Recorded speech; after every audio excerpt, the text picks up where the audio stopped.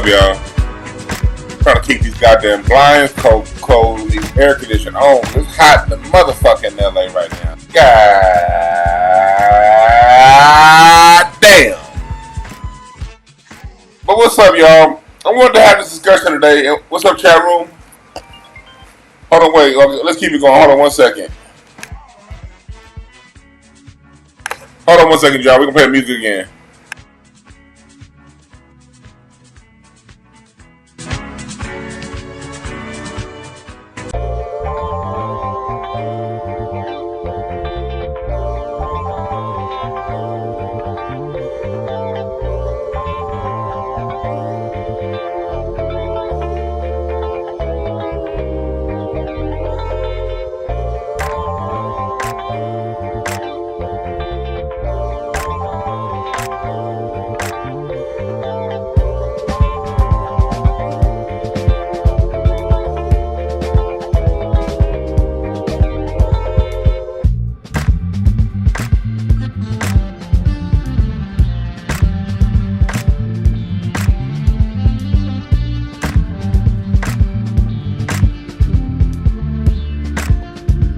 Alright, there we go. Sorry about that, y'all.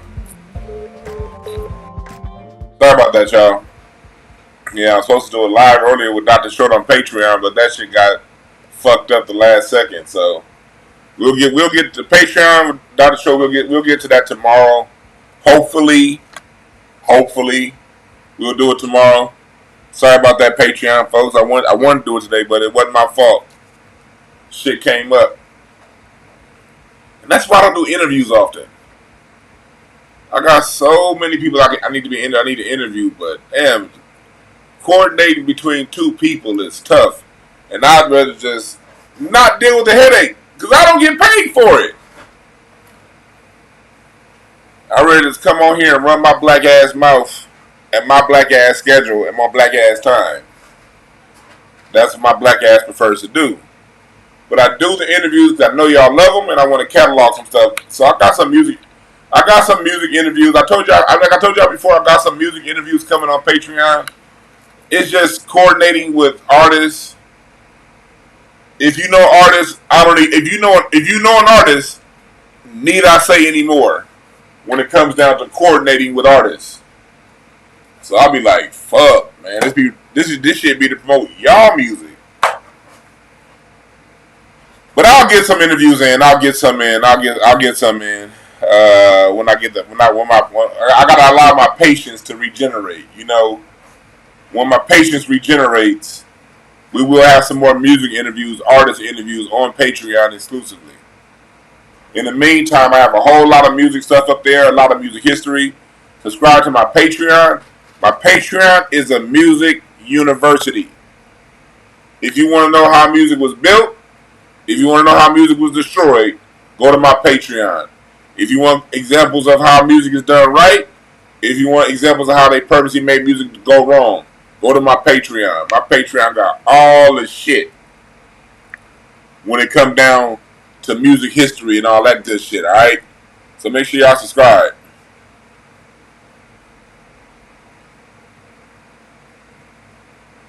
So let's break it down. This is going to be talking about the NFL because Eric Dickerson, the great Eric Dickerson, running back from the LA Rams, who had a Jerry curl and goggles back in the day.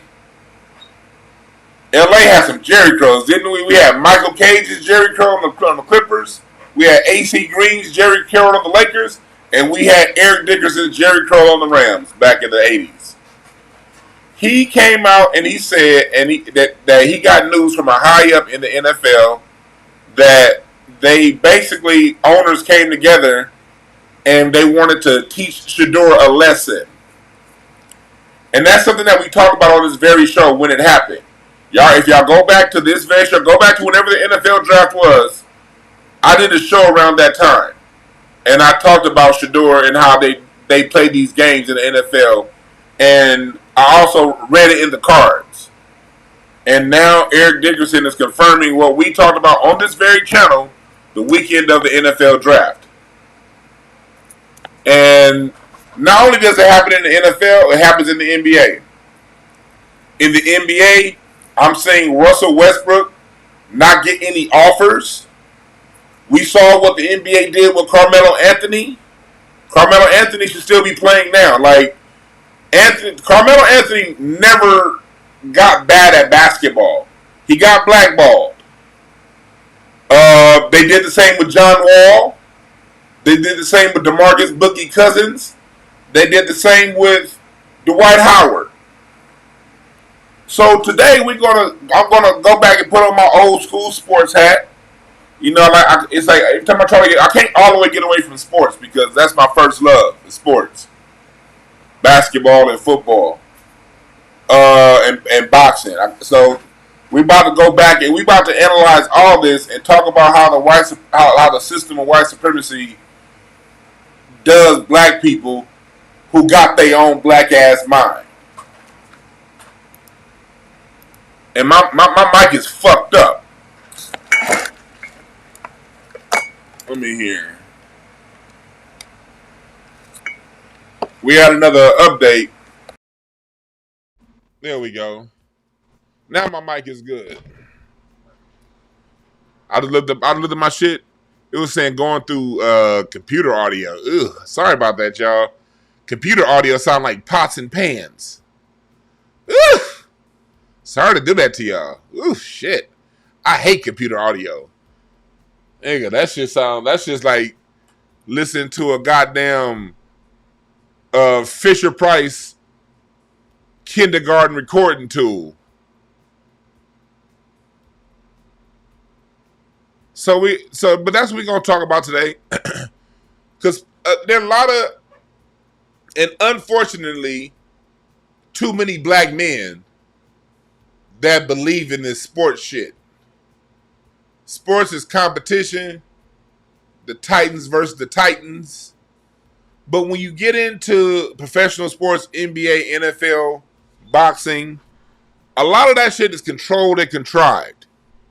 It's not the free marketplace and the free competition that a lot of Negroes, especially a lot of you niggas out there that like to cry, bitch, and complain about your favorite hoe ass athletes, y'all don't understand that all that shit is contrived. Very little of sports is real. Only thing that's real is what happens between the lines while the game is going on. And even a lot of that stuff, the outcomes are controlled.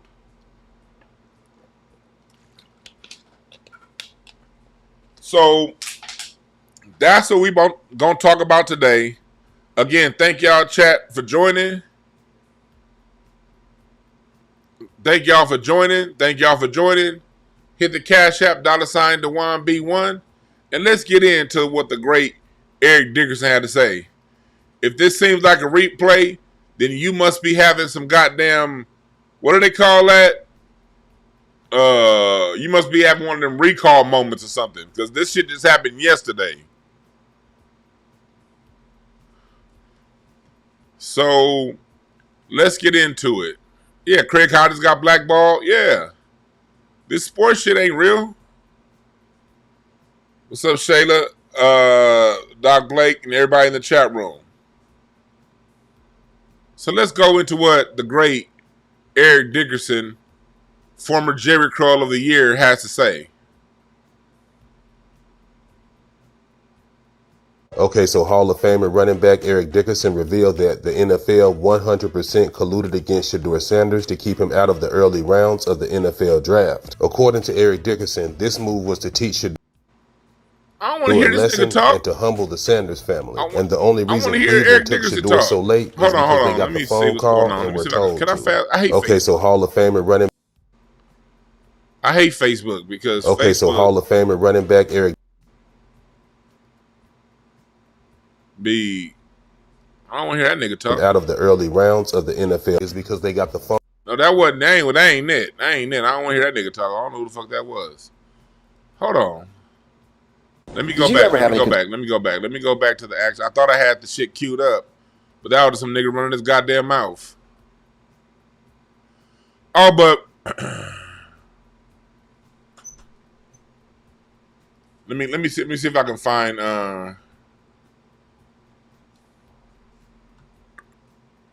Let me see if I can find the right audio. Oh, and before that, I also got to say rest in peace to my man Reggie Carroll. This is Reggie Carroll. He I don't know if y'all know he's been on an episode of 5150 before. He toured with Cat Williams. I heard last night, unfortunately, my man Reggie Carroll got killed last night. I don't know the details, but Reggie Carroll was a dope. From our first day, when I first started comedy, he was one of the OGs that really looked out for us. You know what I mean? Him, Scrancho. These is cats that, it was a lot of niggas that was scared of it. Let me just tell the truth. A lot of niggas were scared of Reggie Carroll because he had hands. But we didn't have that kind of relationship. He was somebody who always respected me. And every time he see me, Dwan, I ain't fucking with you, man. You got that thing on you, dude. He had that Baltimore accent. This was my guy, man. I hadn't seen him in a couple years because he hadn't been in LA in a couple years. But me and Reggie Carroll had a lot of great moments together, man. J-Spot, Comedy Union, Laugh Factory, away from comedy, just drinking some nights. Not I'm drinking, or so he talking. And it was a surprise to me that, you know, what happened. So, man, that was kind of hard to hear that my man Reggie Carroll ain't here with us no more. And I had just added one of his backup profiles to my Instagram. Like on Instagram, you know, people have a backup page. I had just followed his backup page on Monday because I was like, man, I ain't heard my nigga Reggie Carroll in a minute. What's going on? I looked and I saw he was out, you know, still, you know, touring with Cat Williams and doing what he do. You know, he's related to Monique, the comedian, and damn. Rest in peace to somebody who's always treated me, and we've always had a mutual love and respect for one another. And he would sometimes be in the chat room. He called me a few times. Man, Dwan, you be on their ass, boy. Shit. That's what you do, them Baltimore niggas. Dwan, you be on their ass, man. That's what you do. Rest in peace to Reggie Carroll. Oh, my God. He was a good my guy, man. So, yeah. That one was tough. Tough news to hear. But now let me go back to what Eric Dickerson had to say. Let me see if I can find that audio. I don't. I want to hear play his audio. NFL. That the NFL. Here it is. We found it. This is Hall of Fame running back Eric Dickerson talking about what happened with Shedeur Sanders in the draft. Heard from someone that's in the NFL that the NFL told other, don't draft him. Do not draft him. We're gonna make an example out of him. And this came from a very good source. And he said that, I won't say who, somebody called the Cleveland Browns and said, don't do that. Draft really? him. Yep, draft him. Don't do that. Because they weren't going to draft him either. They weren't going to draft him. They were forced into drafting him because somebody made a call to them, said, you know, and I say, when I say this is a NFL side source for sure, you know, so this is not here. So look, one thing about it is, and I'll just say it, you know, they don't like when guys have brands, especially black players, you know, and that's mostly us with the brand, you know, some guys are flashy and all that kind of stuff. They don't like that. This kid, Fred, I don't think you knew this.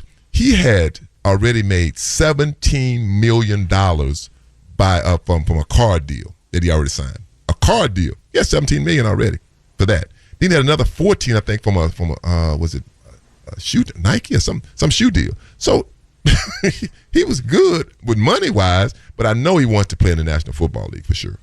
So how does he do that? I mean, Cleveland picked him. I find it fascinating, Eric.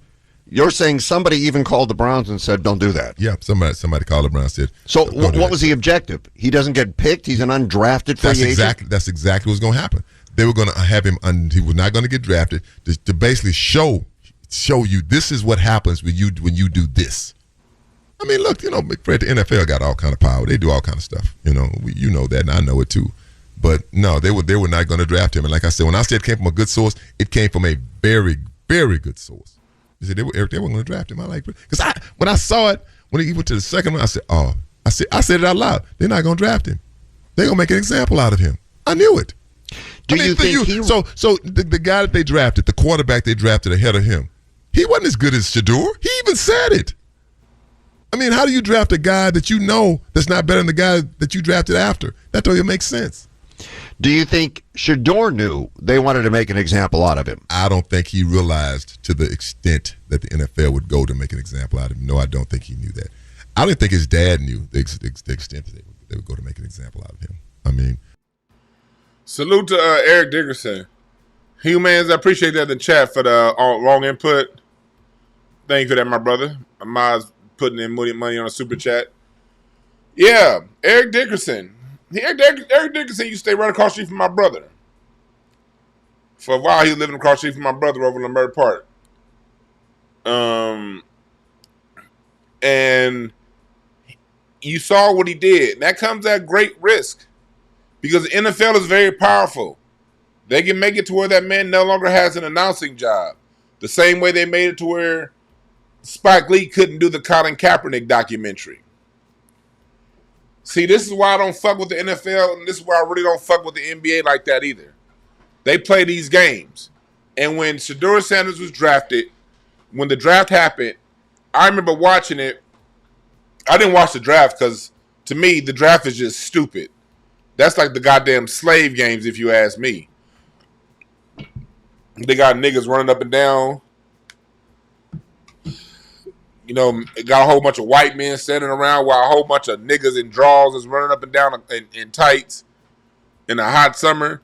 The NFL draft ain't nothing but chance for those gay ass owners, those bisexual, old white, sexual degenerate Jerry Jones style owners to look at black men and have them go through basically a humiliation ritual. Because half that shit they want is bullshit. They'll have an offensive lineman doing a 40-yard dash. What in the hell does an offensive lineman need to be doing a goddamn 40-yard dash for? I don't know. But that's what it is.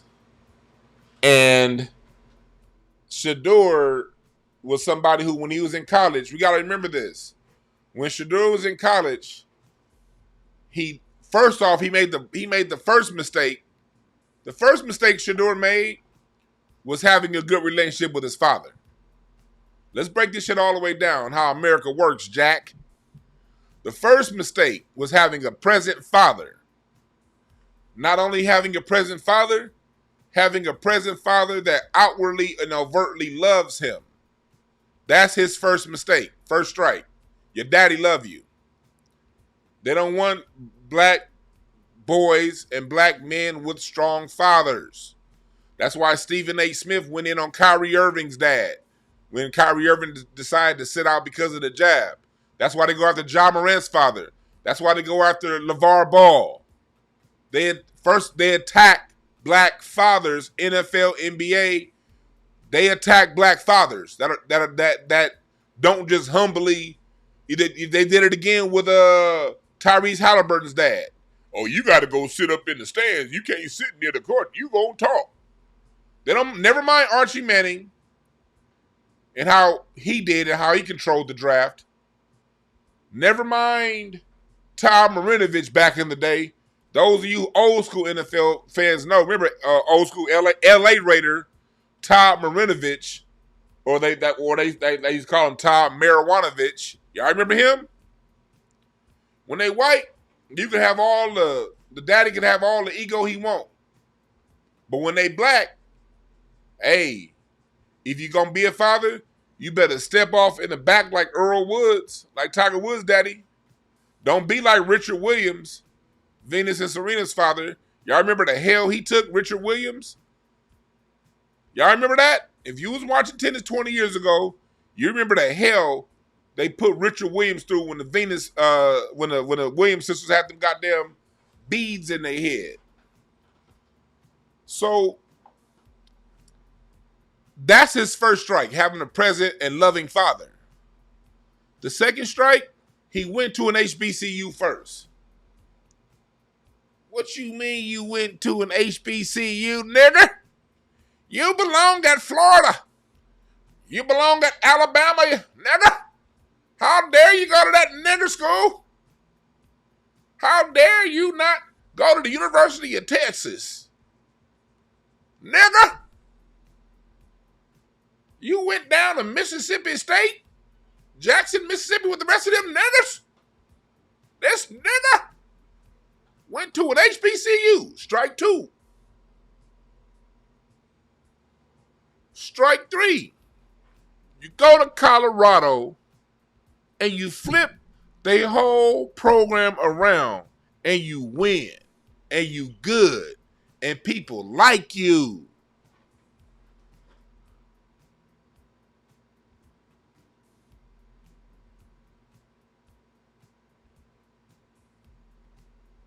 You got a strong present father.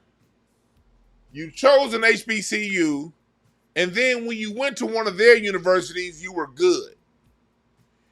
And the kicker of all is people like you.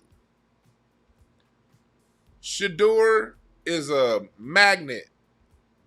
And this is an example to all you. It's only about the money. Because if y'all notice, cool niggas are going to be like, it ain't about race. It's about money. If it was about money, they have a natural superstar right here. They don't have to build him the way they did Tom Brady when they cheated against the Raiders with the tuck rule game in the year 2000.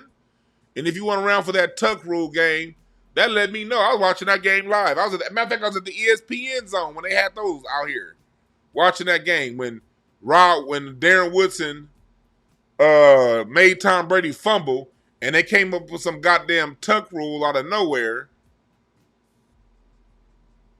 Y'all remember that? Y'all remember that? And they spent the next 20 years building up Tom Brady. They did the same thing with Peyton Manning, old big head ass. Peyton Manning, when he was at the University of Tennessee, had gotten accused of, in the gym, putting his balls on one of the ladies' foreheads while she was doing some weight. It was something that happened where he pulled his balls out in front of a woman. It was goddamn big head ass sexual deviant. Peyton Manning, they had to contrive that. They had to put away his scandals, and then they had to create a helmet big enough to fit his big ass head in it. I know I got a big ass head, but I ain't got a goddamn thing on Peyton Manning's size head. Peyton Manning's head look like a goddamn cow thigh. That's how big that motherfucker is.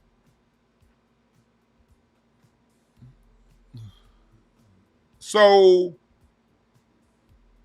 they have a natural that they can put in this position to be the face of the league, but he's too black and he's too good.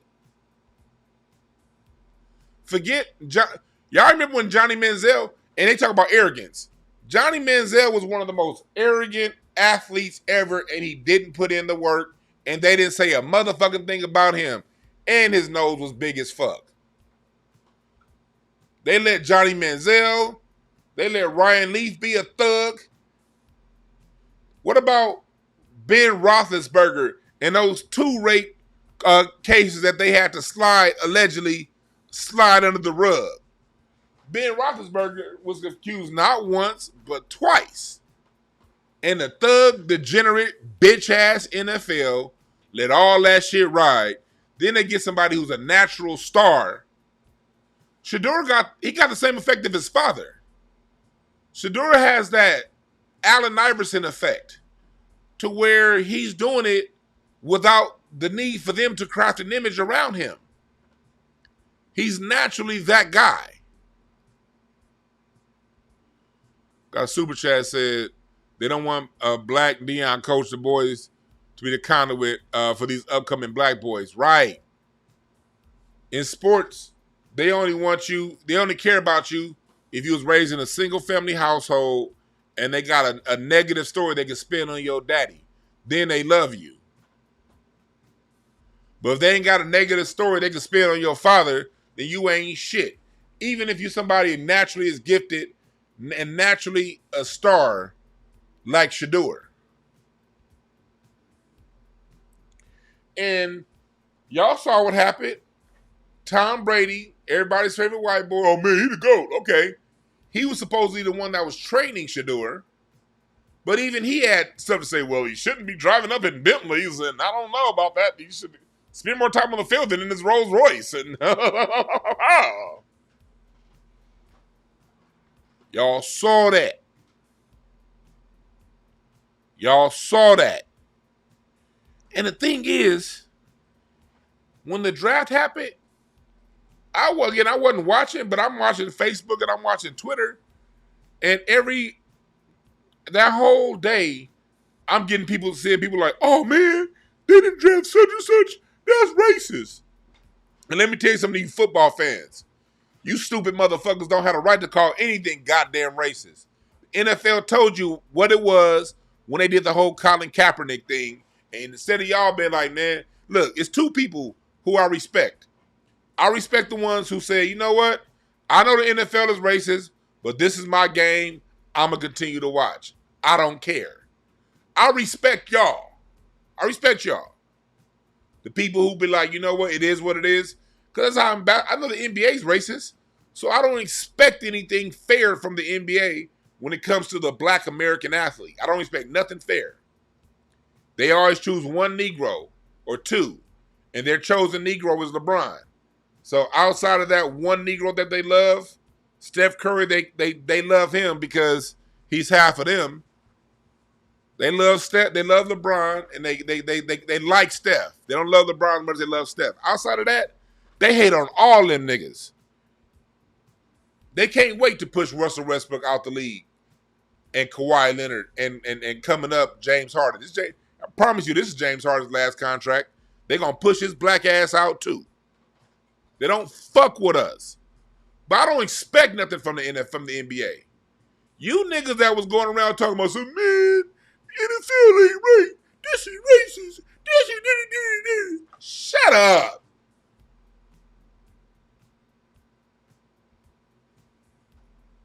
Niggas told you what it was with Kaepernick.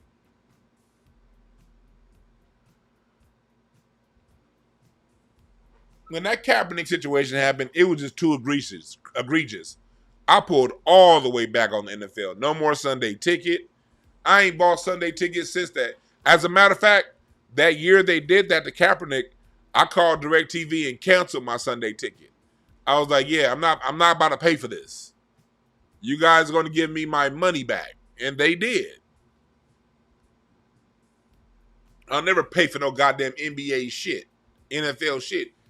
I'm not saying I won't go to an NBA or NFL game, but I'll tell you this. If you see me at one, it's because I got some comp tickets. I get comp tickets on shit all the time. So if you see me at an NFL or NBA game, those tickets were free. I ain't about to give them motherfuckers shit. Because look at how they play with us. All because this man is good and he has a solid father at home, he gets treated like this.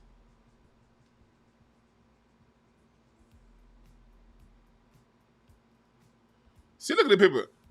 Hey, Godfrey is that, why don't you just sit back and listen to what I'm talking about? Don't ask what am I implying. I'm not implying shit. I said what the hell I said. Listen, I made one line about James Harden. I literally said, when he gets his last contract, he's going to be out too. I ain't implying shit. I said he's being treated unfairly. And it's obvious James Harden's being treated unfairly because they shitted on his game. He should have at least 3 MVPs. They shitted on his game.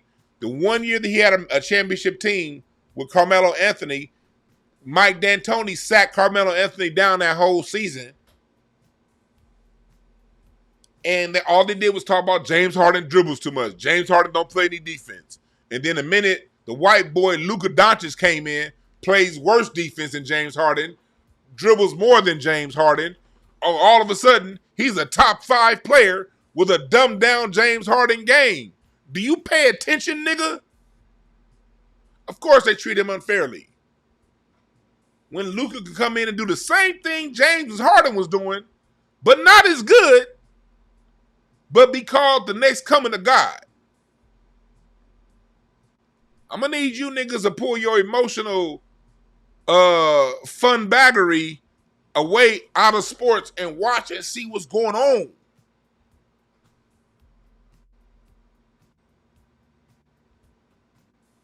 Yeah, they disrespect and Philly. The Jalen Hurts. See, I haven't been as into football, so I haven't watched too much Jalen Hurts.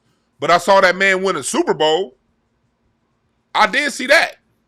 I did see Jalen Hurts win a Super Bowl, and people are still like throwing shots at him. Like, dude, I don't watch the NFL closely enough to really speak as an authority the way I do basketball. But I did see that bullshit.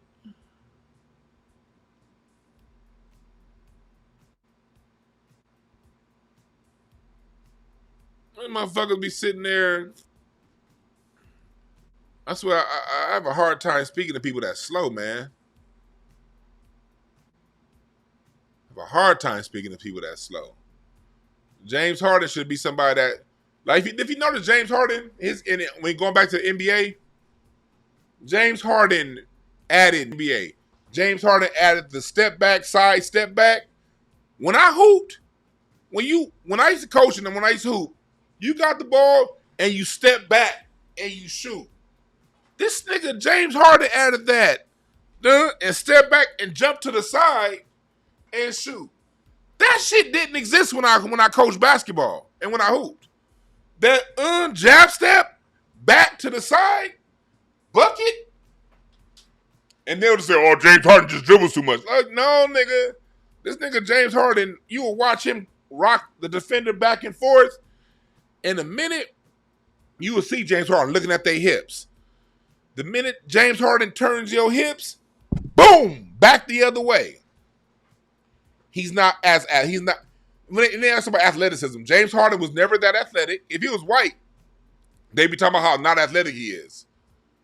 He doesn't use athleticism, he uses skill. But the only thing they talk about is what he couldn't do, and only his shortcomings. No, it's not called a travel, Alonzo Frazier. Count, nigga. You get 2.5 steps. James Harden just somebody. See, that's nothing. They shitted on James Harden saying what he does to travel, and it's not. James Harden just figured out how to play on a technicality of the NBA. They clearly defined 2.5 dribbles. He figured out how to technically do 2.5 dribbles and stay within the rule book. That's skill.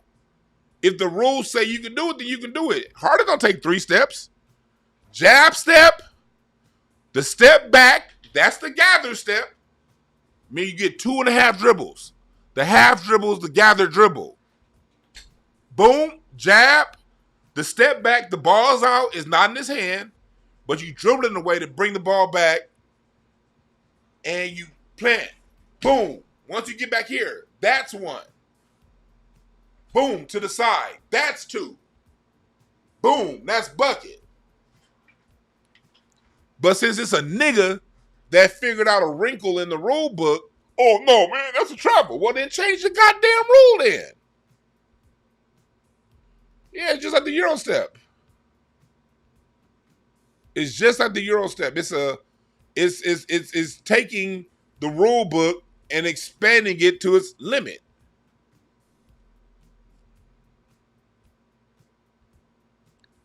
So it's a whole new game in the NBA because James Harden brought it.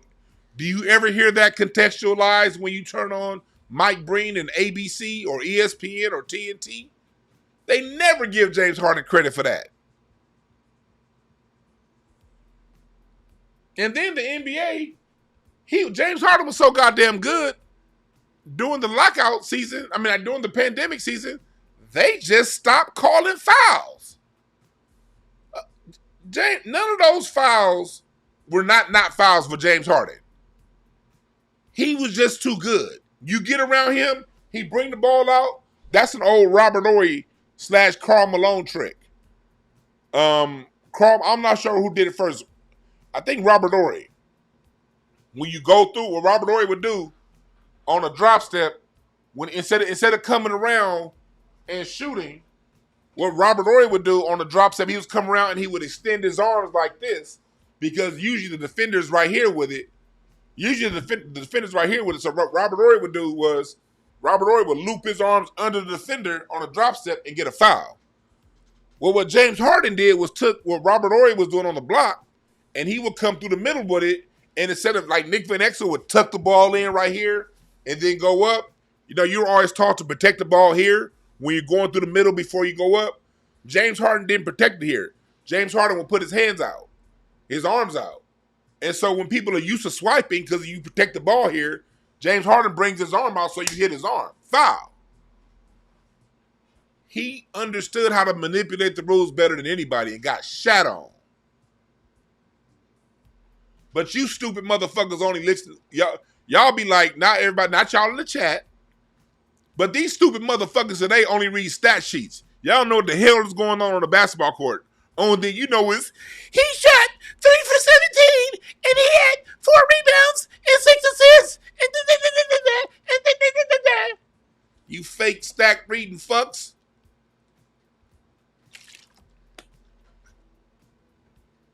I don't like you kind of stat reading ass niggas in sports. I hated math when I was in high school. What the fuck I look like reading stats when I can watch a fucking game?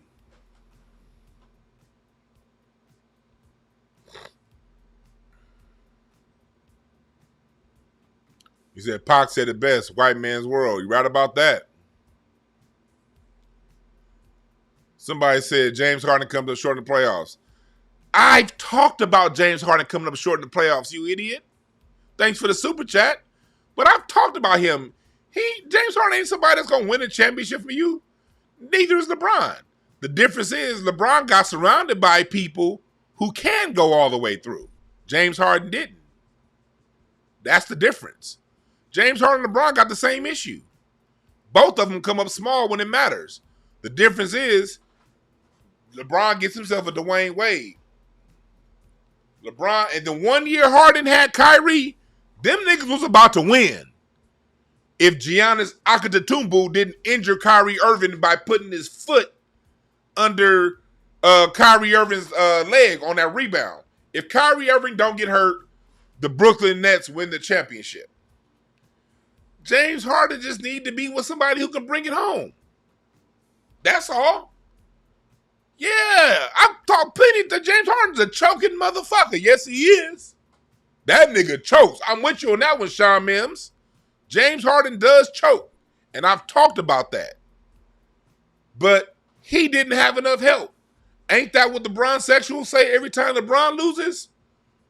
Why is it when somebody else lose, oh, they wasn't good enough? But when LeBron lose, he didn't have enough help. Well, James Harden didn't win because he didn't have enough help.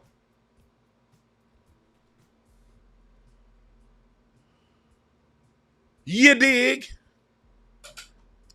Salute to the chat room and everybody up in there. CP3 and Harden was cooking. Then what happened? CP3 got hurt. Like always. CP3 got hurt. And D'Antoni's stupid ass cut Carmelo Anthony. The nigga said because they're LeBron meat eaters, that's why. Right. When LeBron lose, oh, he didn't have enough help. James Harden lose, he ain't good enough. What?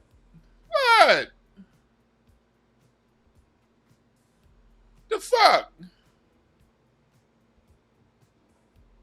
Somebody said LeBron is a 4-time MVP. And guess what? Dick Licker. LeBron's defensive matchup is also a 4-time MVP. LeBron's defensive matchup, Andre Iguodala, MVP of the 2015 Finals.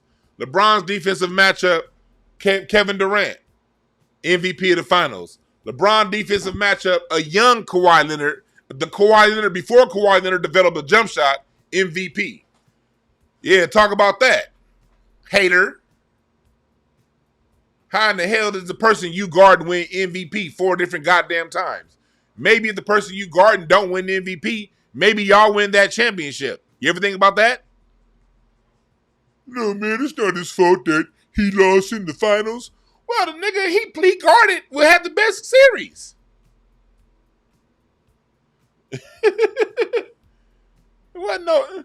Didn't nobody. LeBron had a chance to. LeBron could have not made Iguodala the MVP by actually scoring in the fourth quarter. LeBron could have not made Kevin Durant the MVP by actually D'ing him up and not letting that nigga come down from 35 feet, 2 finals in a row, bucket in game 4. LeBron had control over those 4 MVPs that he gave up. That wasn't somebody else that got those MVPs. That wasn't somebody else's defensive assignment.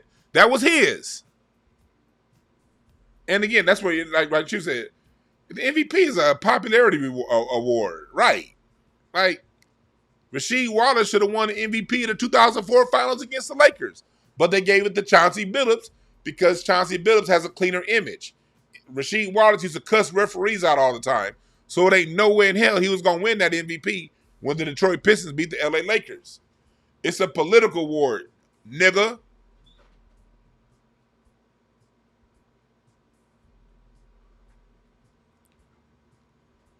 Niggas talking about averages. Niggas talking about some averages. Well, okay, do you know what the average is? I scored 60 one day to the next day. I averaged 31 points. That's an average. Averages don't win games, brother. Performing when it's time to win games. You're right. Jason Kidd should have won the 2002 MVP. And I'm a Kobe fan. Kobe could have won it, yeah, but really Jason Kidd was the MVP of 2022. But what happened? Jason Kidd had allegations of abusing his wife before that season started. Jason Kidd took the New Jersey Nets from worst to first and took the Clippers east to the finals. And he didn't win it because he had the domestic violence issue.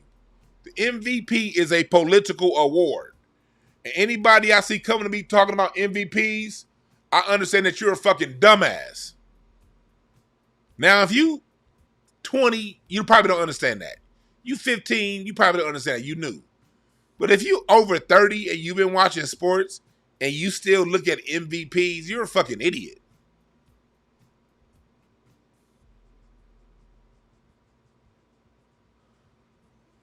You're a fucking idiot. But in the NBA, since there are no white boys, in the NFL, you can always get a white boy quarterback. You're always going to have your Tom Brady's. You can always have, they have that, what's that white boy with the Jaguars now? I forgot his name. He got that Jesus haircut. What's that white boy on the Jacksonville Jaguars? I don't know his name. But I be seeing him on commercials all the time, and his hair look like goddamn Jesus. What's his name? They're always gonna push. They're always gonna have a white boy to push in the NFL. NBA don't got that luxury. So what the NBA has to do is it has to find a nigga that's all the way lockstep with them. That's basically a de facto white boy, but he got melanin in him, and he gets all the love. That's why LeBron James is a white boy. Just tell the truth.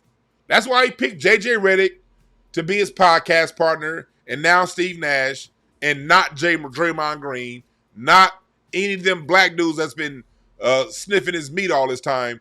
None of them get to be his broadcast partner. He always picks a white boy. That's why he said, let's wait on the evidence when it came to Tamir Rice. That's why out of all the shit that Angel Reese has gone through, he's never publicly shown support for Angel Reese, but he's shown public support for Caitlin Clark plenty of times because he's a fucking white boy.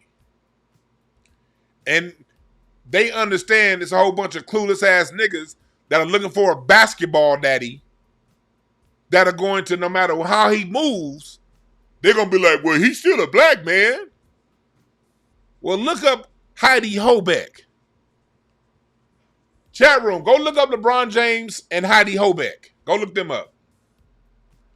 He's a fucking coon. All the way.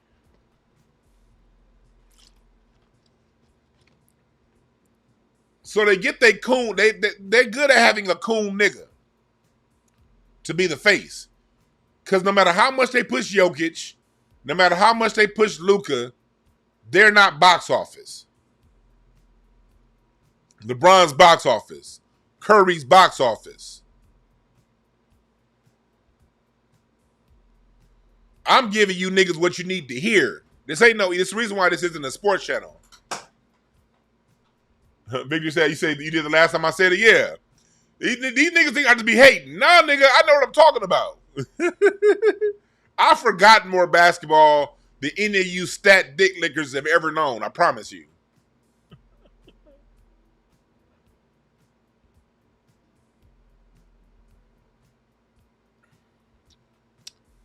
But this is what they do. So what's happened is in basketball, the same thing's happening with Shedeur.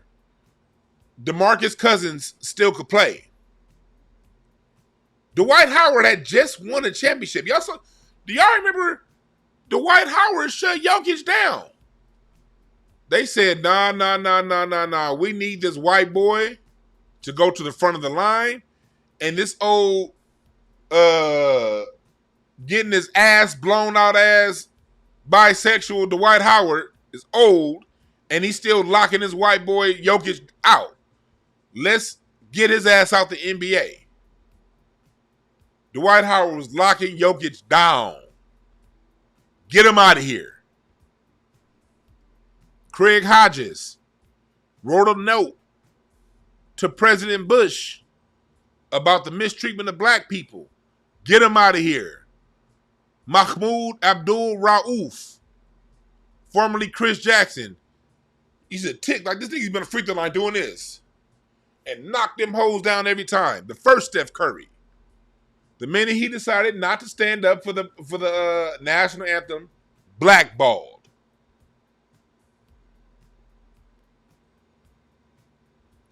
And let me take you to another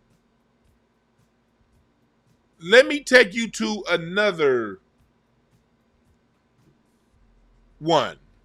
Another point of view. I don't want to say too much. But I had a really good meeting last night. And one thing that I do away from the internet, this is my business away from the internet. This is how I make my money. This is why one thing Ricky Harris taught me, rest in peace, Tadao, Ricky Harris.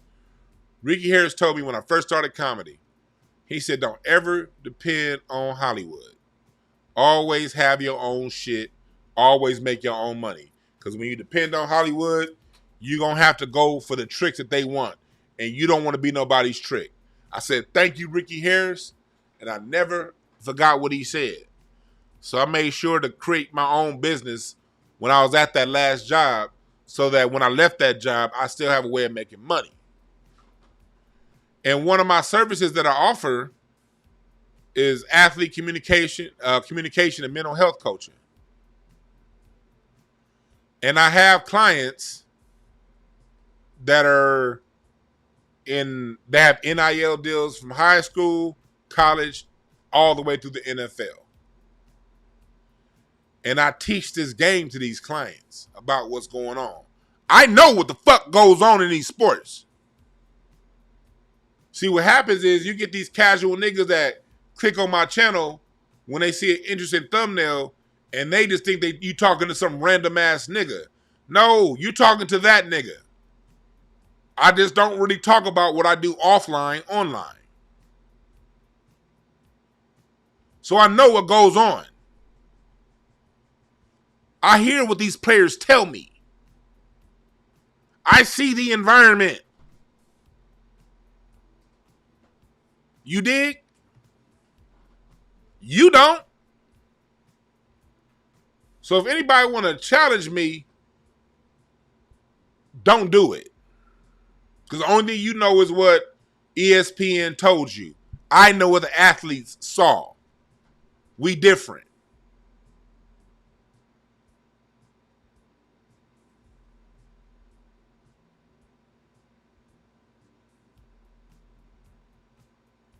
We different. Got a super chat here. You say you stopped watching football a long time ago, and I don't blame you. I don't blame you. See the thing they got going now? The thing they got going now, and chat room, make sure that y'all take care of anybody that's trolling in the chat. Anybody that's repeating over and over and over and over and over again, let them get them up out of here. What's up, Remy LeBeau? Good seeing you in the chat again, my brother. So, what they do in the NFL and the NBA is they like to temper test you, your temperament. They want to make sure that everything you do is in line. And they're looking for any reason to disqualify you. These athletes got to walk the straight and narrow.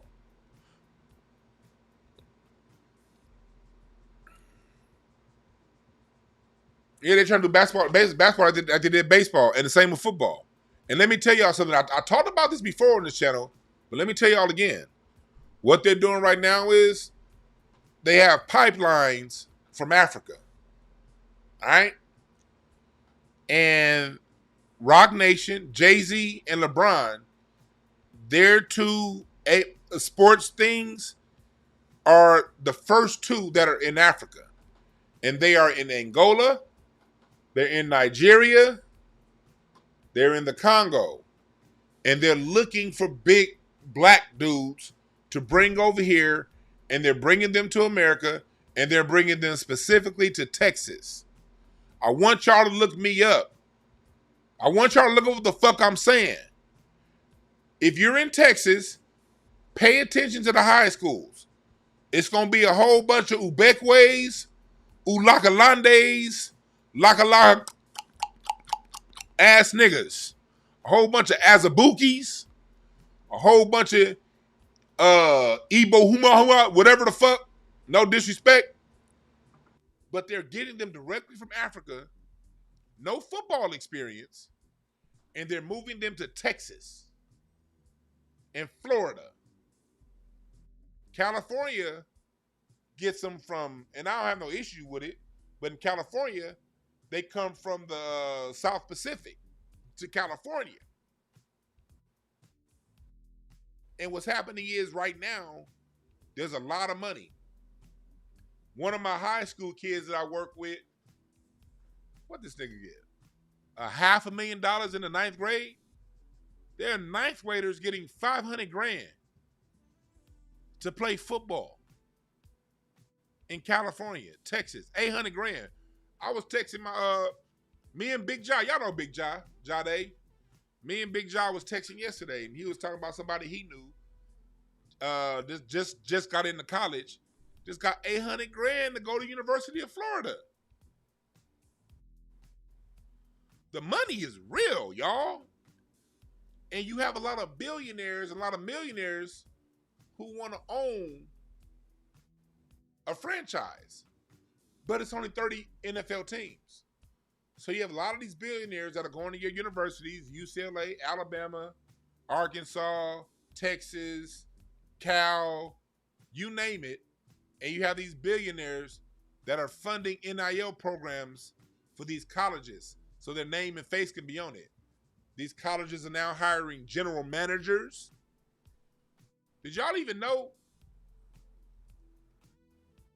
I haven't talked to my guy in a while, but y'all know it's a new position called general manager in football. And the best general manager in football was my old high school teammate, Courtney. This is my dog right here, Courtney Morgan. I was left tackle. He was left guard. All City, LA. Played at Westchester. Played at Michigan. Rest in peace, Charles Drake. He was our running back. Rest in peace. They both played at Michigan together. And now my high school partner, The person I lined up with in football is the best GM in all of college sports. Courtney Morgan, look him up. That's my guy. But this GM is a new position. The GM didn't exist in college sports 10, 15 years ago. But it's because of all the money that's coming in through NIL, they have to now hire general managers to direct where the money's going to go.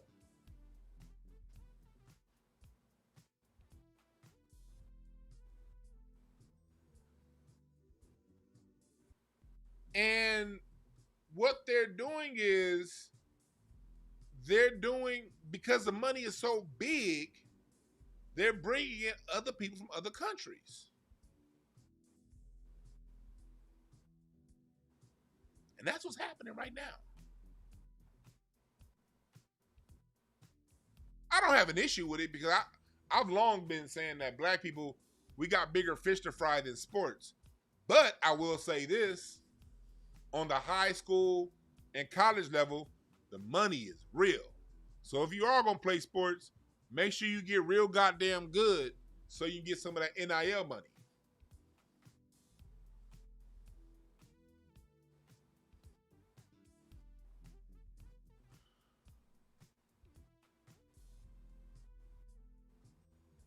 You see?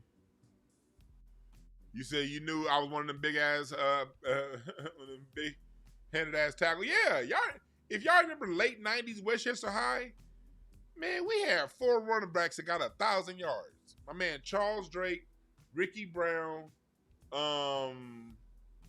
Danae Bowden, and what's his name? I see his face, but I can't think of his name. But when I played high school football, we had 4 running backs that got 1,000 yards in a season. And I was the smallest offensive lineman. At 6'2" at the time, I was 6'2", 303 as a senior in high school. And I was the smallest offensive lineman that we had. 6'2", 303. I was the smallest guy. So you remember that Team Samurai show? I was the smallest nigga on the line.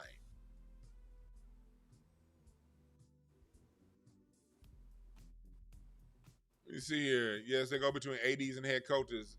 That's why the IMG Academy is so big. That's right, victory status.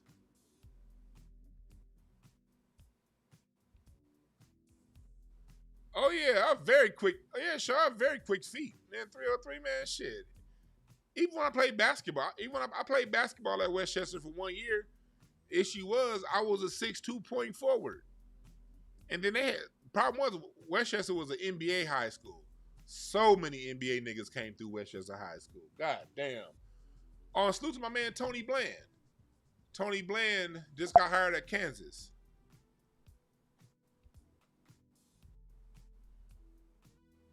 Salute to my man Tony Bland. He hooped at Westchester. He was a year ahead of me. But Tony was 6'7", 6'6", and I was 6'2". It's my man Tony Bland. He played at Westchester. And then my senior year, when I was like, man, fuck this shit. I might go back to the basketball court and serve these niggas. When I was a senior.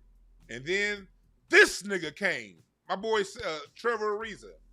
Trevor Ariza came my senior year as a freshman. Amir Johnson. It was the freshman team at Westchester when I was a senior. Like 7 of them niggas got to the NBA. They all didn't stay. But 7 niggas on that squad got to the NBA. I was at a very athletic high school. Very athletic high school. But I was like, yeah, I can't play basketball. Them niggas is 6'7". I'm 6'2". I played O-line and D-line, but mostly O-line.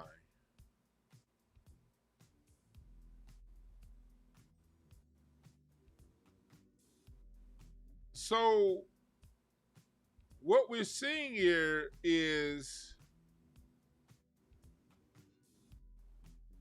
hell yeah, county football is underrated. Hell yes, football is underrated. And I could have played, like, I was supposed to go, I went to Santa Monica College 1999, 2000, my freshman year. And one of my coaches at Westchester coached at Santa Monica. And he was like, We can get you to play football, Dwayne. I was like, hell no, I ain't playing football. And that year I would have played Chad Johnson, Chad Ochocinco, and Steve Smith. Both played at Santa Monica College before they went to their 4-year university. And I would have been on the team at Santa Monica with Steve Smith and Chad Johnson. And I would have been on offensive line. But it was just something about it. I was like, nah, man, I got to make money, man. I ain't going to make no money playing football. I knew I didn't have the dedication to make the NFL. So I wasn't going. Now, if they had NIL money back then, I would have played football. But they didn't have the money. And this is when all that concussion shit was going on. I was like, yeah, I'm good. I'm a smart guy. I don't need this fucking game. I'm good. So I chose not to play.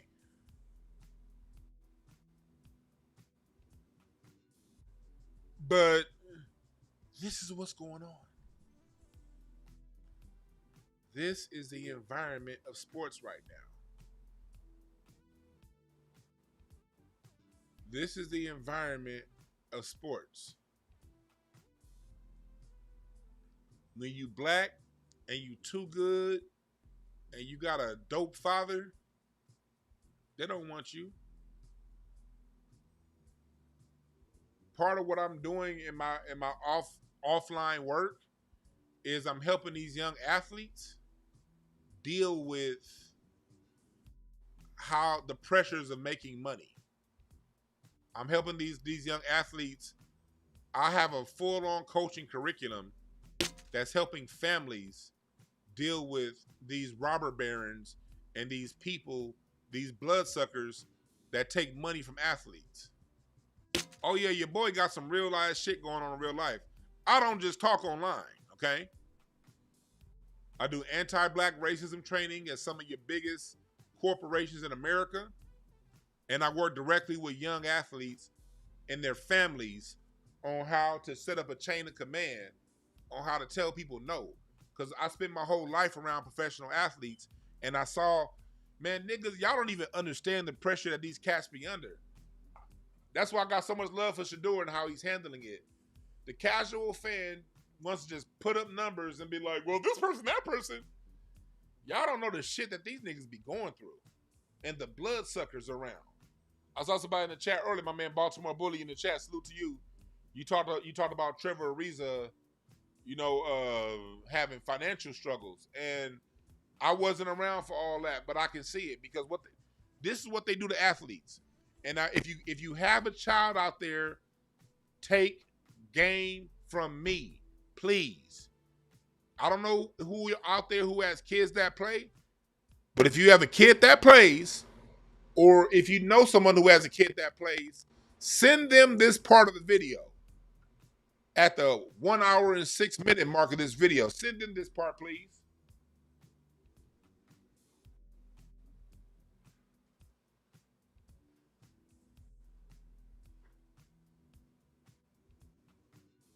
They are nothing but blood-sucking vultures around these athletes. And what they try to do is they try to find athletes that are in single-family households first. Because when you're in single-family households, mom working 2 jobs, sometimes on the county. This isn't all moms, but this is 6 or 7 out of 10.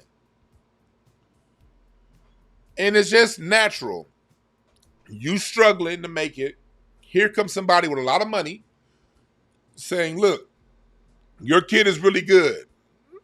Here's a new house. We got this house over here. You guys can move into this house in this new neighborhood. We're going to take your kid out that ghetto ass school that they in. We're going to put them in one of our private Catholic schools. We're going to give them training. We're going to give them cash up front and a stipend. What then happens is coach or whoever it was that brought that money is now de facto daddy. Listen to me close, because they play this trick on women all the time. And what they do is they segregate your child from the rest of his class. You're better than them.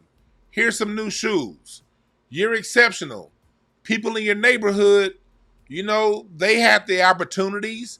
You just took advantage. And they pump these kids' heads up. Starting at the age of 14, 15. They pumping these kids' heads up. Segregating them from their peers. Pump their heads up. Give mom enough money to just not really pay attention to what I'm doing. And then when the kids start getting money, you got this person owns a private jet company. Hey, you don't have to fly commercial. You go party with your friends in Miami, fly my jet. You got the jeweler. There's a particular boxer. I'm not going to mention his name. I'm not going to mention his boxer's name, but he's still an active fighter to this day. He's a champion. Do you know that this dude lost a lot of his money? Because after the fights, there's this jeweler, and this dude would get like a new chain after he wins. And the jeweler will literally be in the motherfucking locker room to give him an $800,000 chain that has about $50,000 worth of jewels in it. It is a vulture parasitic environment. You got this financial advisor.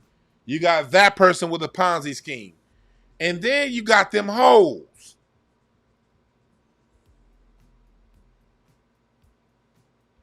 You say you think C.J. Stroud follows his purpose, he's sent to prison to get him out the way? Probably. And then you got them hoes. It's not all women. Take it from somebody who's been there. It's the same handful of women that follow around the athletes and the rappers. That's why when you go back to Nate Dogg,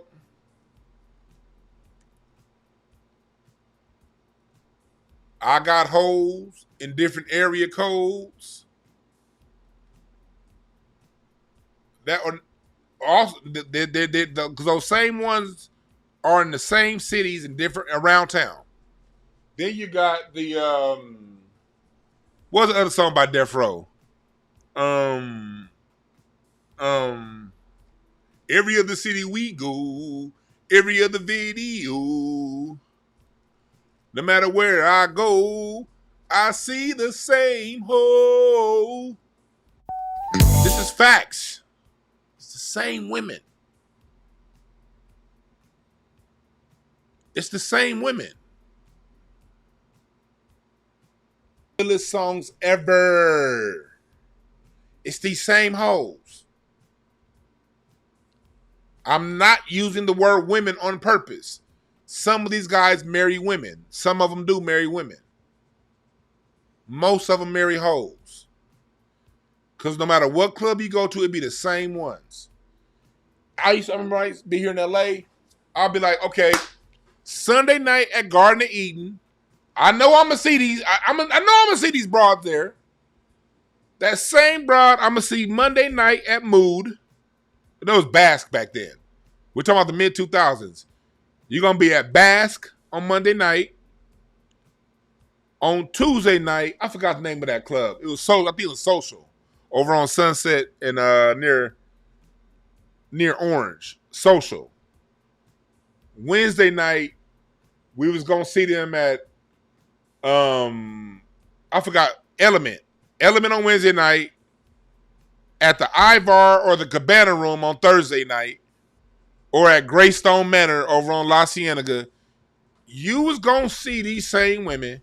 And what happens is, the reason why these guys get caught up with these same chicks is because most of the time they goofy. When you've been given everything your whole life and you tall an athlete, them girls in high school come on to you easy. Them girls in college come on to you easy, so you never have to develop game. These athletes never develop game. They never get rejected. They didn't go through that 15, 16 years old, going to go talk to a girl, getting rejected, and then having to dust yourself off and go after the next one.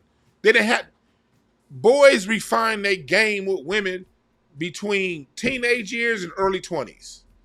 That's when you refine how you talk to and deal with women. And the average man faces far more rejection than he's going to face yeses. The average man that goes out and get at women going to get far more no's than he'll get yeses. And through them no's, he learns how to become a better at being a ladies' man to get the ladies. Well, these athletes never go through the no process. It's just yes, yes, yes, yes, yes. And then they become pros, and it's a different level of hoes when you're a pro than when you was in college. Because when you was in college, you couldn't come to these venues. You couldn't come to these venues. Now you're 21 and you're out there in the open market. It's not just a college anymore where everything was yes. So now you get these pretty chicks coming up to you, and you wasn't raised on BBD. You thought it was you. They wasn't raised on this shit here. These niggas was raised on Drake. They didn't hear this girl to Drake. They don't get real music to let them know it's not you, nigga. It's what you got. So is vultures everywhere. Financial advisors, the limousine guy, the private airplane guy, the gambling guy. Everybody got an idea, and these motherfuckers are sitting ducks.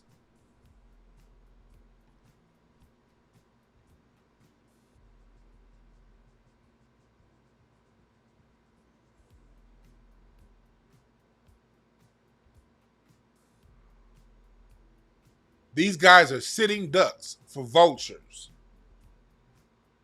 Very, very, very, very, very, very, very, very good athletes. And the reason why I don't judge athletes is because in real life, when you're really good at something, that means you're naturally not good at other things. So what happens is you get people with regular day-to-day jobs, watch sports for fun, have a good time watching sports. Y'all be the main ones trying to judge every athlete. Man, look, I would have did this. Nigga, you have something that athlete never got. And you also were able to be raised in autonomy. No one paid attention to you when you were a teenager. These kids is in the spotlight. Every fucking move that they make is watched and criticized. And then you got the pressure of the NFL, the NBA, trying to get you to get married. Why do y'all think so many athletes get married in their early 20s? Because the NBA, that environment basically demands that, okay, if you want to level up, if you want to be seen as a stable guy, you got to get married. And I be looking like, nigga, you 23 and you just got a boatload of cash. The fuck you getting married for? That's why I at least respect Kevin Durant for staying, because they force you to get married, basically, if you want to be part of the social hierarchy. You got to get married. But fellas, forget your life growing up. Imagine you was 22. You got $15 million coming your way, and you got time on your hands. What you gonna do? You gonna get with them hoes. And there ain't nothing wrong with that. You supposed to sleep around when you in your 20s. Fuck everything, young men. Just make sure you wear a condom. And don't get her pregnant. And don't get married. I don't ever fuck everything. If you're in your 20s, fuck everything you see. That's how you're going to get it out of you, so when you get to my wise old age of gray beard, it's out your system. When you do get married, it's out your system. But they tell these cats to get married, and there goes the problem. They get married, but fucking ain't out their system. So what's going to happen next?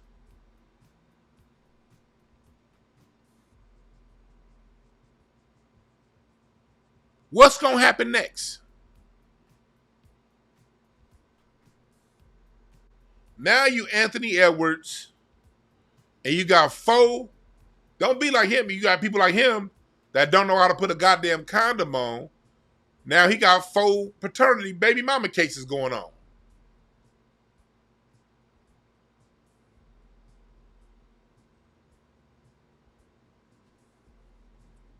I'll never tell my young athletes, no, don't be, nigga, no, fuck everything. Fuck what society says. Fuck everything. Just be safe.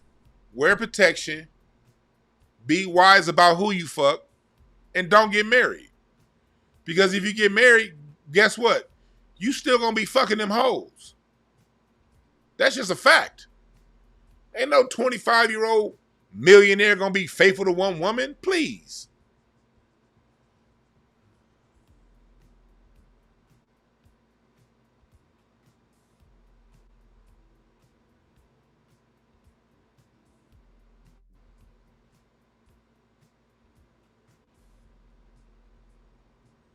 Yeah, that's right. He said, it's always honey season in your 20s. You damn right, super divine mind. Shit.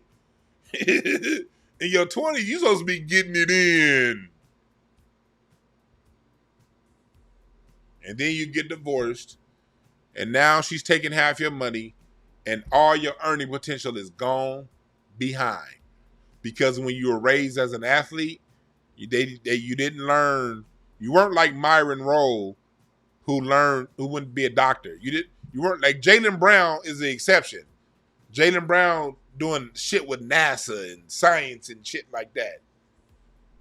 They don't really raise Renaissance men in sports. Hell, in sports, they don't even allow 2-sport athletes anymore. Do y'all remember back in the 80s? You had Bo Jackson, you had Deion Sanders playing baseball and football, you had Brian Jordan. Cats used to play multiple sports. They don't even do that no more. One sport. And when they put you in those private schools, those Catholic schools, they don't teach you shit. You don't learn any skills outside of your sport. So all your earning potential is tied to this sport. But while you were tied to this, you had all kind of vultures around you that took from you. They take from your family.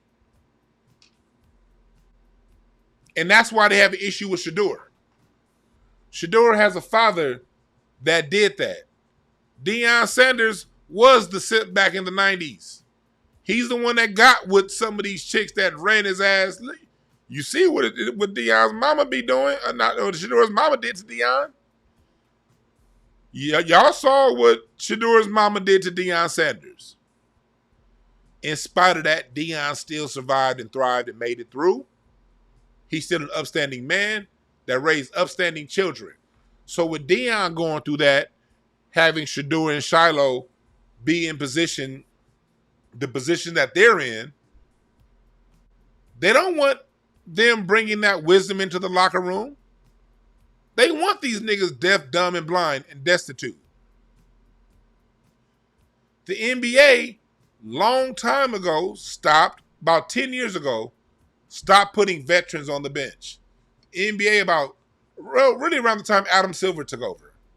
See, during the David Stern years, you always had a couple old vets on the bench, and it was always the vets that taught the young guys how to be professionals. Coaches don't teach you how to be a professional. Their job is to make you a better basketball player, not make you a better man. You become a better man by the OGs on the bench and that are starting. They used to keep players around, like how Minnesota kept Kevin Garnett around for Anthony Edwards, for those young guys. Y'all remember KG got that one last year in Minnesota? You used to have cats like PJ Brown, Eton Thomas, Kurt, what was his name? He's number 40, played for the Knicks. Kurt, I forgot Kurt's last name. But back in the day, you had Kevin Willis. You always had these vets that were on the end of the bench to raise the youngins up on how to be a pro. Charles Barkley always says Moses Malone is who made Charles Barkley a pro. An NBA player, an NFL player, their trajectory in sports oftentimes is tied to whatever OGs they're surrounded by. Those OGs build habits. The OGs are the ones that tell you, Okay, nah, like is one player I used to work with. He played for the Dallas Mavericks, and he said it was when he really became a better pro when he was around Dirk Nowitzki, and Dirk would come to him and talk to him about. He would see Dirk, no matter where they played. Dirk would have a gym, a high school gym, or some kind of gym, to where he can get up at least a couple hundred shots. And so the young guys saw Dirk, and Dirk was older in age by then. This is old Dirk. This ain't prime Dirk. And they would see Dirk go to the gym as soon as they land in every city that they went to work on his game. And that helped this particular player become a better pro. So what the NBA is doing is getting rid of the OGs, is getting rid of the mentorships, is getting rid of the FBA players down line that could teach the young FBA players how to be men, how to be great. They don't want this shit. And that's why my ignorant ass created a fucking program to help them with it. And I partnered with people that are connected with a lot of your top athletes to give them this game that I learned. So I just gave y'all a bunch of shit for free. All right? I'm not going to tell y'all how much I charge these niggas because gentlemen don't discuss their paycheck.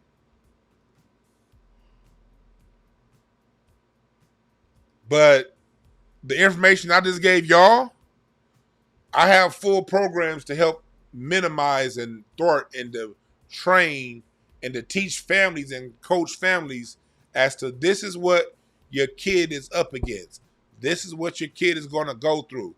These are the steps that we're going to create to mitigate your child losing their money. And that's what I do offline.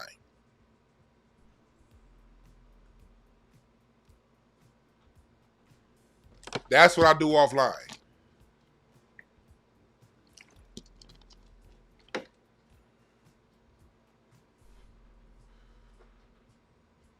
It's some real shit, y'all.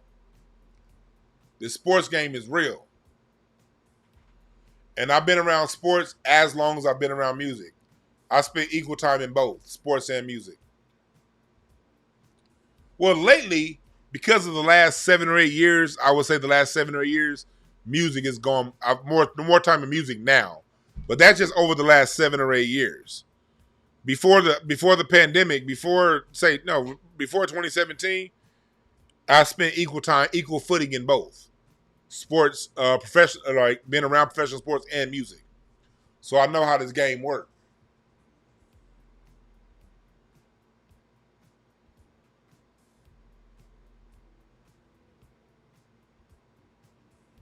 Yeah, 225 girl, Udonis Haslam was the last one. Udonis Haslam was one of the last ones, vets, that they had keep around because they want these athletes deaf, dumb, and blind. And Shedeur being at the top, Shedeur is not deaf, dumb, and blind. And so they wanted to make an example out of him. The same way they made an example out of Kyrie Irving for not taking that jab. The same way they're making an example out of Ja Morant for having a father around. Does Ja Morant do stupid stuff? Hell yeah.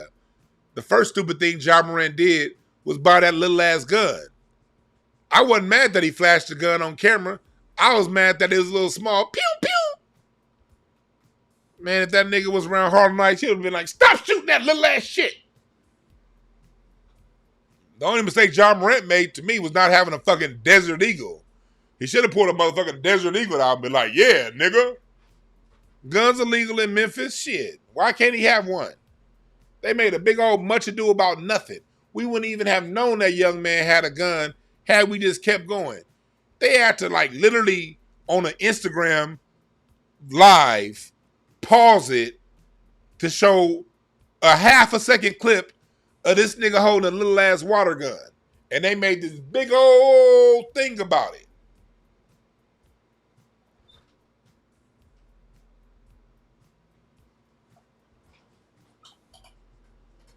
and made that man pay for having a little bullshit ass pew pew. Nigga, you should have paid for not having a switch. You in Memphis, nigga. Them niggas got switches out there, homeboy. You better catch up. They should have made that nigga pay for not having a goddamn 357 Magnum. That's the only thing I was mad at John Morant for. How you gonna put a little bullshit ass gun out and not a 357?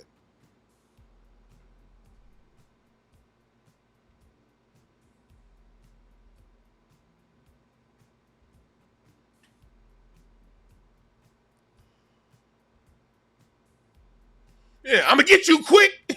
Yeah, one of them. I'm gonna get you quick. Pew.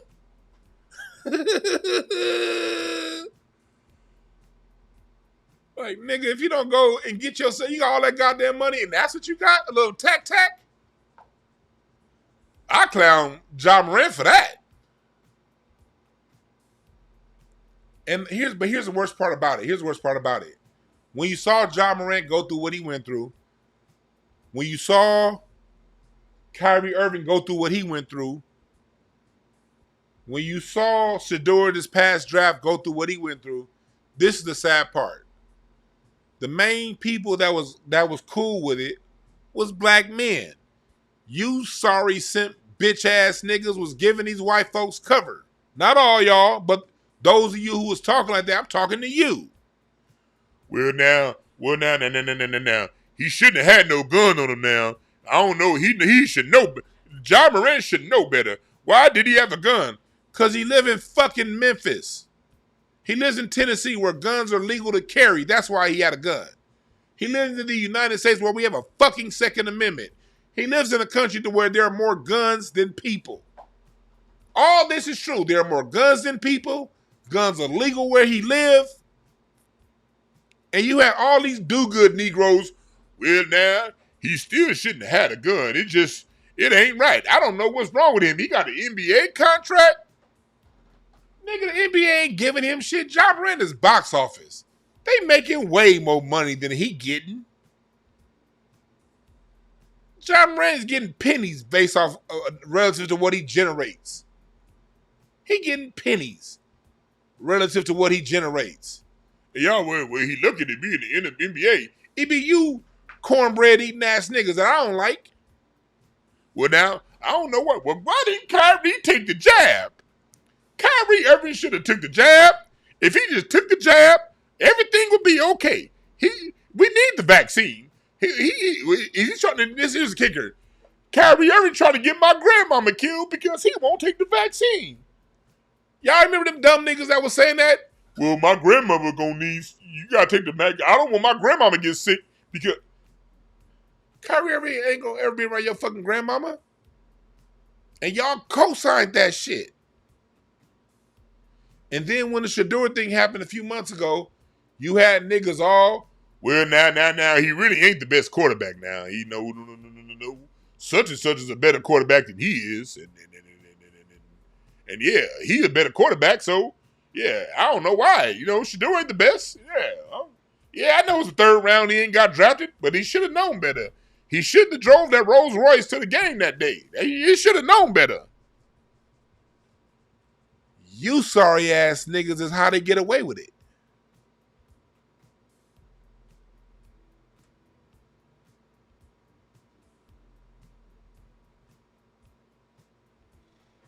I couldn't believe black people when John Morant did what he did, all these goddamn guns. Niggas was raised on Bugs Bunny and Yosemite Sam and gonna say John Morant is the reason why kids are carrying guns when every goddamn cartoon have one. Every TV commercial, every video game, hell, all your toys is guns.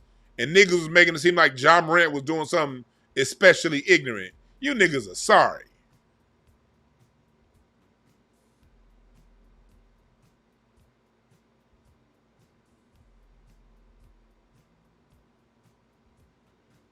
Yeah, Shedeur was clearly a lottery pick. Charlie? Yeah, blaming everything on gangster rap. Salute the artist life because he's the one that was pointing out what they doing on Russell Westbrook, how they black on his Instagram the other day.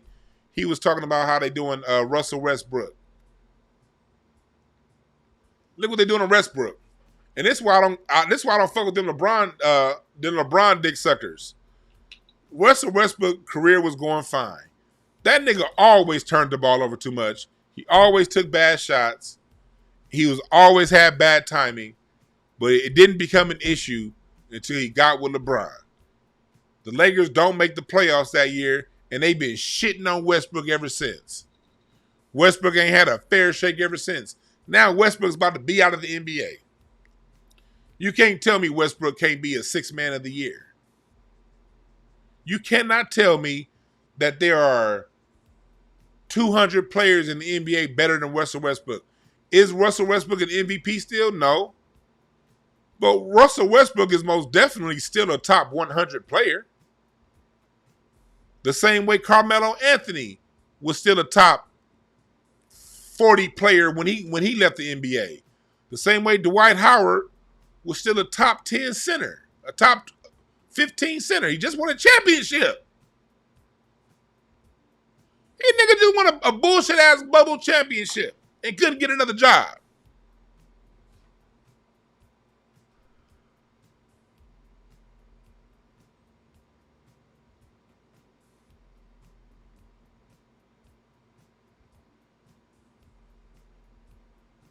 So we see this shit happening right in front of our face. Understand this before I close out. Sports is still propaganda. Just like the Housewives of Atlanta, just like the evening news, just like every TV show and every movie. They have to control the image. And you can't have too much positive imagery out there of black people. That's why Jaylen Brown didn't make the Olympic team. And Kyrie Irving. Because Jaylen Brown and Kyrie Irving, one, they don't fuck with Nike. Nike decided who got on that Olympic team and who didn't. But Jaylen Brown, this motherfucker's a goddamn NASA scientist in the offseason. Kyrie Irving is an introspective brother that got his father around. So they didn't get on the Olympic team. Too much positivity. Steph Curry got a father. That's enough niggas with a daddy on his team. Okay?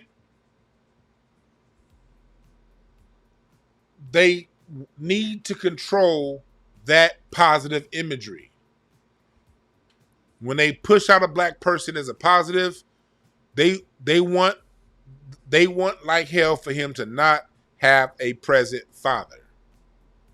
They want to be able to tell a victim story from victim to victor, how this person overcame all these odds, and not talk about how they have to overcome odds even still with a daddy in the house. They don't want that. They don't want niggas having too much money. They felt by Shedeur getting dropped, Shedeur lost what, about $40 million in potential salary from being a first round pick to not being picked at all.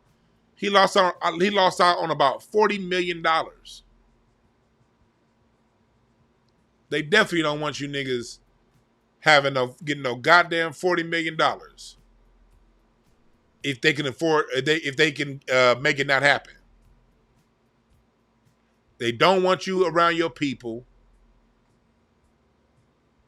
And they don't want you to have a mind of your own.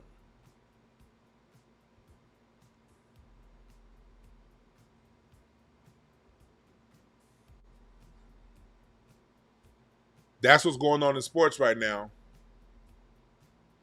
That's what's going on in sports.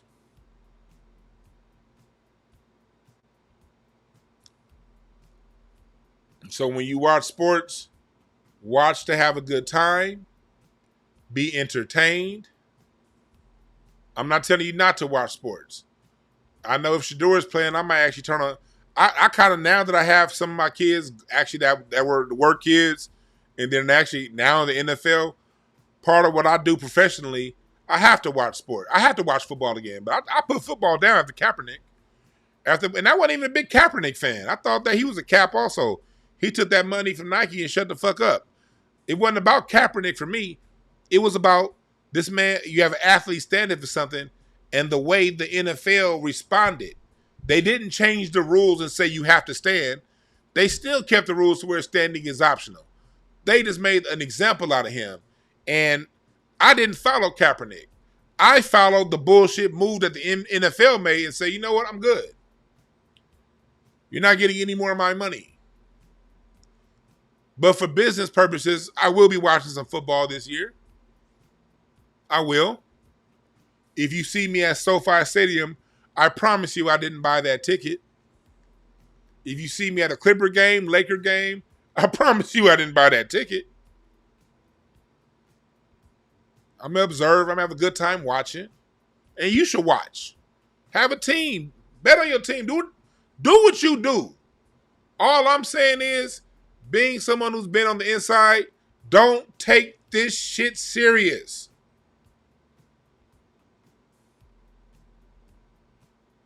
It's the reason why I go so hard on punk-ass LeBron fans, because you niggas got it all wrong.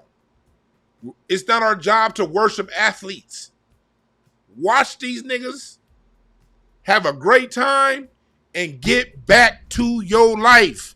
You should never be calling some nigga your king because he can bounce a basketball. You should never be willing to argue 10 hours a day, some stats, because somebody could make a fucking layup. You shouldn't be taking time away from making your money because somebody could throw a ball 60 yards. Watch sports and get back to being constructive in your own fucking life. Because these niggas is making money off this. You're not. All this shit's contrived. And I'm very calculated when I talk about you punk-ass LeBron fans.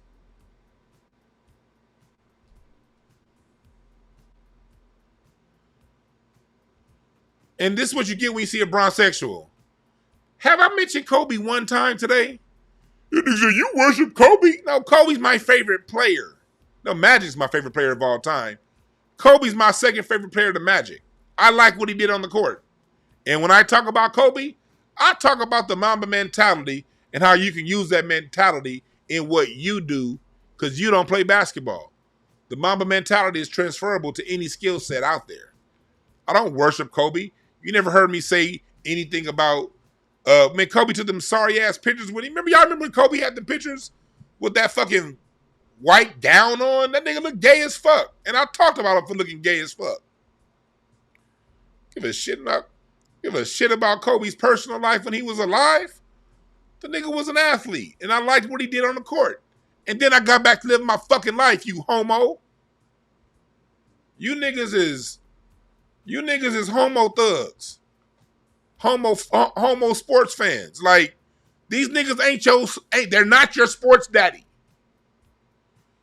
You can love them. You can like them. You can like their game. But all that weird shit you niggas doing, y'all foul. And it's too much. Black society has too much going on to have the men of our society spending more time protecting LeBron James than we spend protecting our women and our children. As men, our job is to protect our women and our children. Our women and our children. Our women and our children. Not Michael Jordan's legacy. Fuck Michael Jordan's legacy. Fuck LeBron James's legacy. And fuck you if you got a problem with me saying that. And I mean it. Because you're off. But we can watch sports. And we can have fun. We can debate a little bit. Hey, that nigga got dunked on. You see that? The best sports conversations is when you watch football, when you see a nigga get juked and shook and break somebody's ankles. Let's talk about that. Oh, he broke that. Man, he took that nigga's ankles. Woo! And then let's get back to being constructive. Did you see that 60-yard bomb that he threw for a touchdown? Man, that shit was crazy. And then get back to being productive. Did you see that nigga dunk on two people? Man, that was crazy, man. How did he jump from that far out? And then get back to building your shit.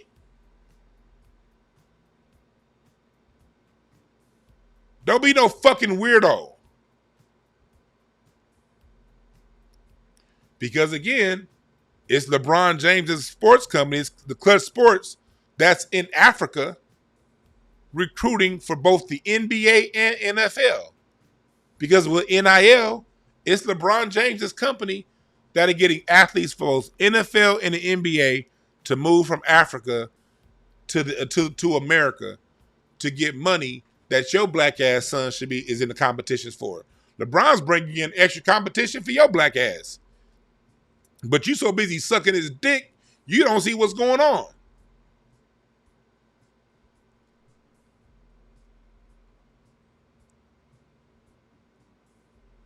You're right, Andrew. Come on. Kobe got more to offer than just basketball.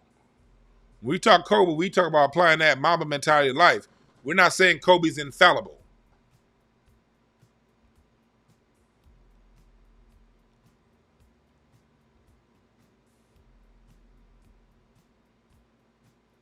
Yeah, man, damn, these dudes be falling in love with pro athletes.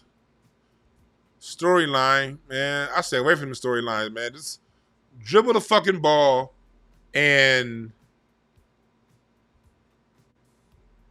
let's go back to living our lives. And I'm going to keep talking about you fucking bronsexuals because y'all weird. Y'all got it all wrong. Love your family. Love your life. Love yourself. Not some nigga that's in the inbox of some white chick named Heidi Hobeck.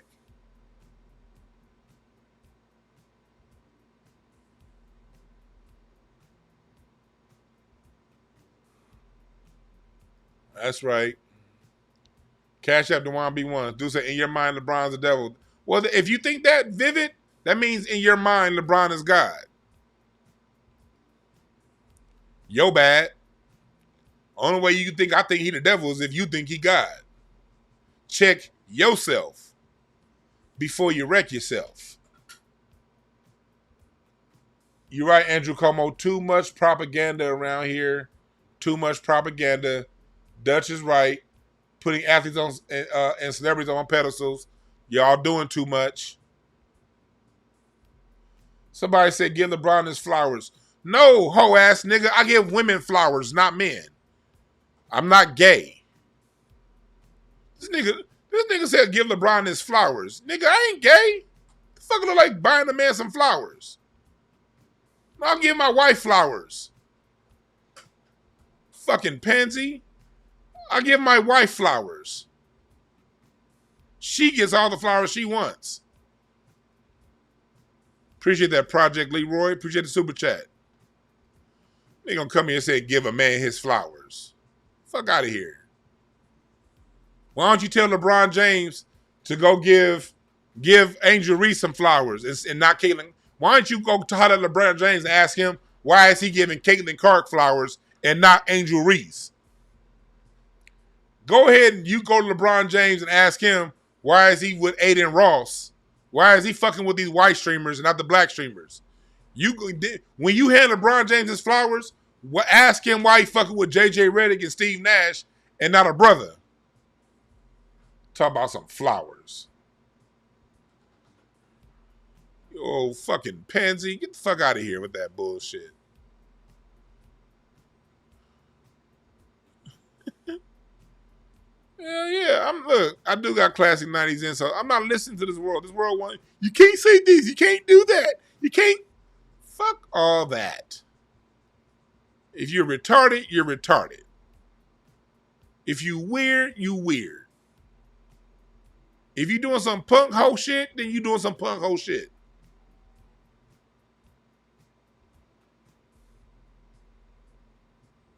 Yeah, Remy, that nigga looking to fight because I went after his basketball daddy. That nigga about to go in, when we done with this, he about to put up a picture of LeBron James and get some goddamn baby oil and Diddy himself till he goes to sleep.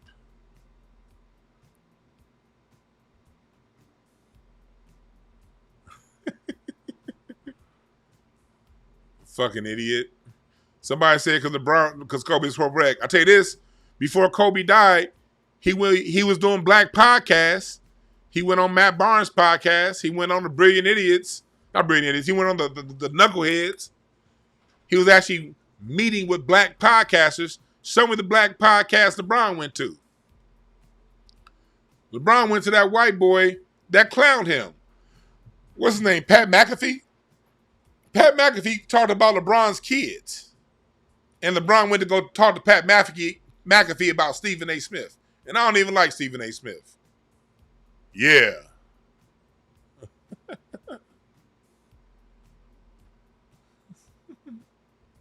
Fuck out of here. You niggas is on that Diddy shit. Y'all want LeBron to Diddy y'all. That's the problem.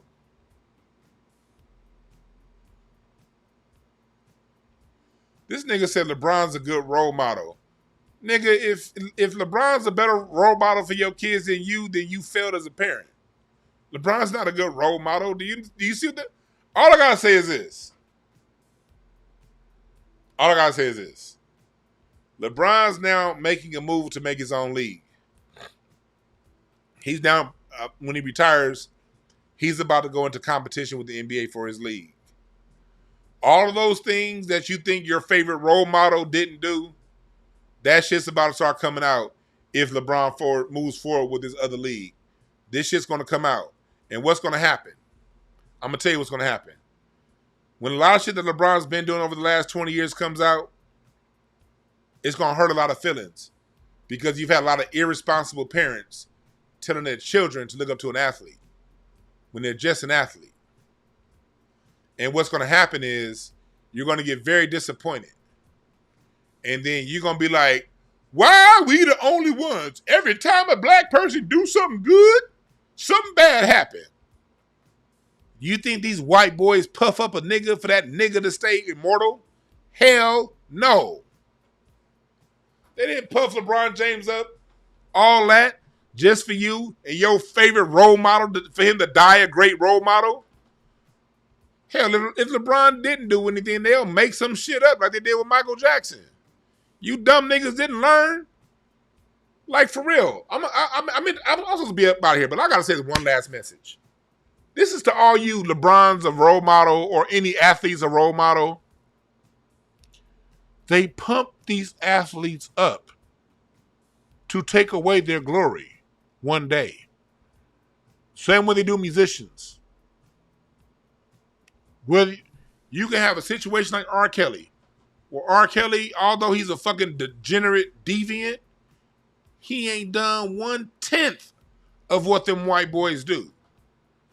Brian Wilson of the Beach Boys just died with dignity this past June, even though Brian Wilson of the Beach Boys married a 14.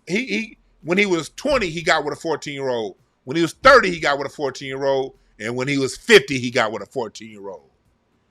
And the stories from his own children about shit that he was doing, molesting kids allegedly when they were 6. But the Beach Boy died in peace, and the nigga's in jail. They don't give you these athletes for them to die successful. And even if, like Michael Jackson, they don't do anything, they'll just make some shit up, then make a few fake-ass documentaries, and then still say that they did it. And who's left holding the bag? Your stupid ass, because you invested in some nigga you didn't know, and you told your kids to look up to some nigga you didn't know because the white folks put a nigga in front of your kids. You said, look at him. He's a good role model. No, nigga, your kids should be looking at you. Not no goddamn athlete. How many of these niggas gotta fall before you niggas get the goddamn picture? They go after all these black men. Why would you set yourself up for failure, black men? Think. Why the fuck would you set yourself up for that? If every time a black man gets to a certain point, they cut his ass off, why the fuck would you invest in the next black man? You dummy. And I can call you a dummy because I was 10 years old when I learned that lesson. I'll never forget coming home from school, 1991 September, and listening to Magic Johnson say he got AIDS. And I love Magic with all my heart. Man, Magic was my favorite. And then it was like, damn, how can my hero have HIV? And now Magic was a part of my life, my whole life. Now he's gone. You know what I realized as a 10-year-old? I can't go through this again. I like basketball, but I don't like it this much to be goddamn crying when my favorite athlete can't play no more. That hurt my feelings. And I realized then, damn, and Magic got AIDS and shit. That mean he was fucking around. That mean he's not a good role model. And from that point of view, from the point of view of a 10-year-old. And I learned as a 10-year-old, you can't put stock in these athletes. They're mortal human beings. If Magic can get AIDS,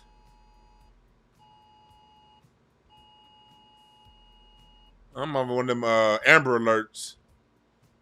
I'm over here like, if Magic can get AIDS, this shit can happen to anybody. So why the fuck am I going to invest my emotional energy into the next athlete? So a few years later when Shaq and Kobe came, I love Shaq, and I didn't quite know who Kobe was at the time. I grew to like Kobe. I liked Shaq right away. But I never allowed myself to have Shaq be my hero. I never allowed myself to have Kobe be my hero. Because these are fucking humans. Okay?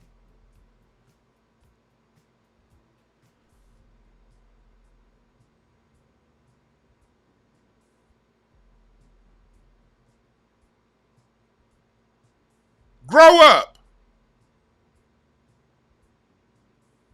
Yeah, Remy, the white media takedown on LeBron's gonna be bigger than Diddy because I know some things. I just don't. If I was the hater that you bronsexuals think I am, I would just tell you stories that I've witnessed myself about LeBron James and people that I know. But I don't do that because it's not that fucking serious. You niggas will find out one day.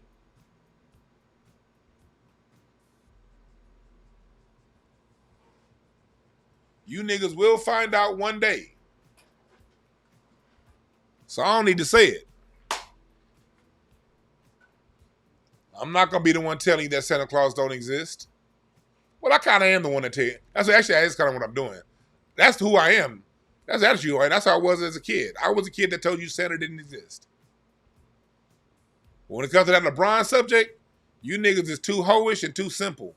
Y'all can get that news on your own. And I'll just be here to say, I told you so.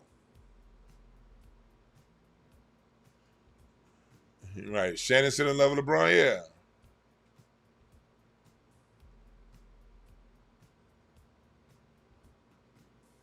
Yeah.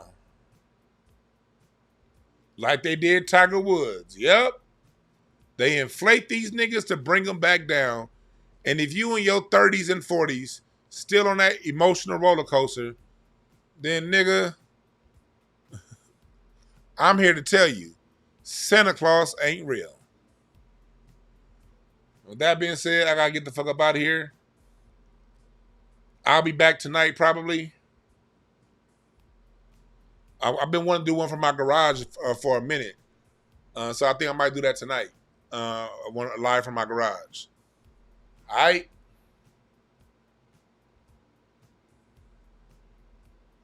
Y'all have a good one. Remember, there are no perfect messengers. Only perfect messages for those willing to pick up the game. I'm out.